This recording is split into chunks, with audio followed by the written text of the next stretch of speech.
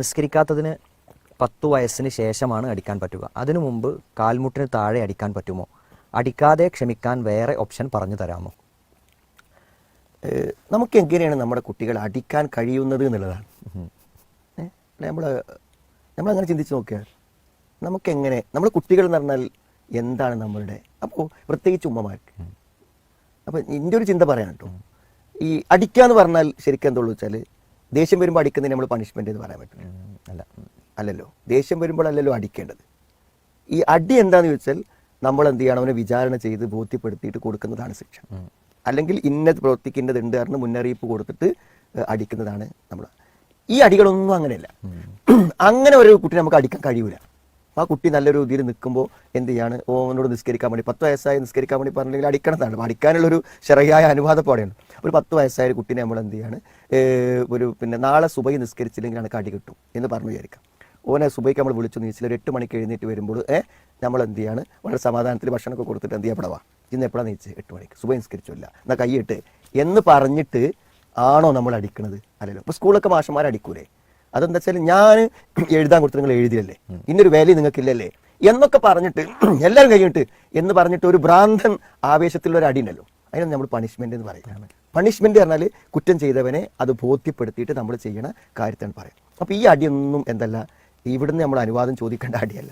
ഇതൊക്കെ എന്താ വെച്ചാൽ നമ്മുടെ മനസ്സിൻ്റെ വിഷമങ്ങളും ബുദ്ധിമുട്ടുകളും ദേഷ്യവും ഒക്കെ വീട്ടാൻ വേണ്ടി നമ്മൾ ചെയ്യുന്ന ഈ അടികളൊക്കെ കുട്ടികളിൽ ഭയങ്കര മാനസിക പ്രയാസങ്ങളുണ്ടാകും. കാരണം ഏറ്റവും ഇഷ്ടപ്പെടുന്ന ഒരാളിൽ നിന്ന് അടി കിട്ടുമ്പോൾ ആ അടിക്ക് എന്തുണ്ട്, അടിയേക്കാളും വേദന ഉണ്ട്, ഭയങ്കരമായ വേദന ഉണ്ട്.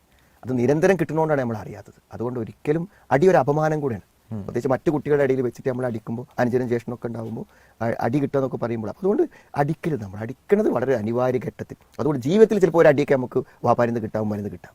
നേരെ മറിച്ച് എന്നും കിട്ടുകയാണെങ്കിൽ ആ അടി കൊണ്ട് എന്ത് പ്രയോജനമാണുള്ളത്? അതുകൊണ്ട് എന്ത് ചെയ്യുക, അടിക്കാതെ നമ്മൾ കുട്ടികളെ ശരിയാക്കി. അപ്പോൾ അടിക്കാതെ എങ്ങനെയാണ് നമ്മളൊക്കെ, അതായത് നമ്മൾ കുട്ടികളുമായി നല്ല സ്നേഹത്തിലും ബന്ധത്തിലും ഒക്കെ ആണെങ്കിൽ നമ്മൾ കുട്ടിയോട് പറഞ്ഞു എന്ത്, മോനെ പോയി നിസ്കരിക്കും, ഒന്നും നിസ്കരിച്ചില്ല. അപ്പോൾ എന്ത് ചെയ്തു, ഉമ്മ ഒരു പിണങ്ങിയതുപോലെ അങ്ങനെ നിന്നു, മനസ്സിലായില്ലേ? അപ്പോൾ അങ്ങനെ വന്നിട്ട് എന്ത് ചെയ്യും, ഉമ്മനെ പിടിച്ചിട്ട് ഉമ്മ സാരല്ല ഞാൻ നിസ്കരിച്ചോളാം, നിങ്ങൾ അമ്മ തെറ്റരുത് കേട്ടോ എന്നൊക്കെ അങ്ങനെ പറഞ്ഞു. പിന്നെ എത്ര ദയനീയമായിരിക്കും ആ വരവ് അറിയും. നമ്മളൊരു അടി കൊടുത്താൽ ഒന്നിമ്മ ഞാൻ ചെയ്യൂല എന്നൊക്കെ പറഞ്ഞങ്ങാട്ടെ നമ്മൾ കാല് പിടിച്ച് വരുമോ? ഇല്ല.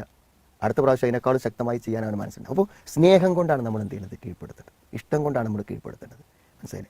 അപ്പോൾ എന്താ ഇന്നൊരു നല്ല ഭക്ഷണമൊന്നും ഇല്ലാത്ത ഉമ്മന് എന്ത് ചെയ്യാം, അപ്പോൾ സ്വാഭാവികം എന്ത് ചെയ്യും, ഉമ്മനെ നമ്മൾ പ്രയാസത്തിലാക്കുമ്പോൾ ഉമ്മക്ക് എന്ത് ചെയ്യണം, ആ ഫുഡൊന്നും ഉണ്ടാക്കാനൊരു താല്പര്യമില്ല. നമ്മളത് കറക്റ്റ് വികാരം പ്രകടിപ്പിക്കുക. അപ്പോൾ സ്വാഭാവികമായും അവനത് സ്വാധീനിക്കും. അവൻ്റെ ഉമ്മയുടെ സങ്കടം.